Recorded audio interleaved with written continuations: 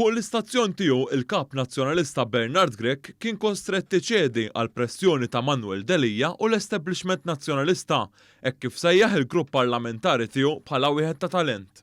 Quddiem argumenti li l-Partit Nazzjonalista għandu bżonn nies ġodda, Bernard Grech qal li fil-grupp parlamentari tiegħu hemm it-talent. Kieku tiġi elett Prim Ministru, kif titratta dis-sitwazzjoni u meta tara l-brain drain u n-nuqqas ta' membri parlamentari li għandek biex taħdem bihom, membri parlamentari teknokratiċi li jifhmu fis-servizzi tas-saħħa, kif beħsiebek taffaċċja dil-kriżi bil-kabinett ipotetiku tiegħek?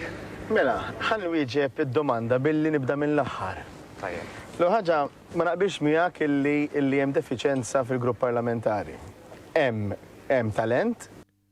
Din id-dikjarazzjoni ta' Grech li jpaċi mal-establishment u jżomm mal-linja tal-fazzjoni li għamlitu kap billi jfaħħar lil min għandu madwaru waslet ftit tal-jiem wara li Manuel Delija kiteb u kompla jiddetta x'għandu jagħmel Bernard Grech meta semma li l-eks kap nazzjonalista Adrian Delija ġie approvat fuq Distrett Wieħed bħala kandidat għall-elezzjoni ġenerali. Ftit tal-jiem ilu anke Jason Azzopardi kien għamilha ċara li hu se jibqa' fil-qarba tal-Partit Nazzjonalista hekk kif kien tefa' filmat tal-President Amerikan Ronald Reagan li fih dan tal-aħħar kien qal li mhux se jirkeb fuq l-età u li esperjenza ta' min iżgħar.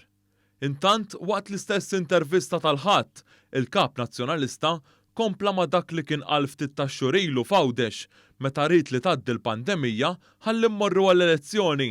Issa qal li l-Partit Laburista fadallu ftit fil-gvern u l-partit tiegħu se jitla' fil-gvern. Li ftit li fadallu forsi jibda jagħmel xi ħaġa minn dak li ħa nissuġġeru aħna. Jekk ma jagħmilx hu, nitlgħu fil-gvern aħna u nagħmlu aħna.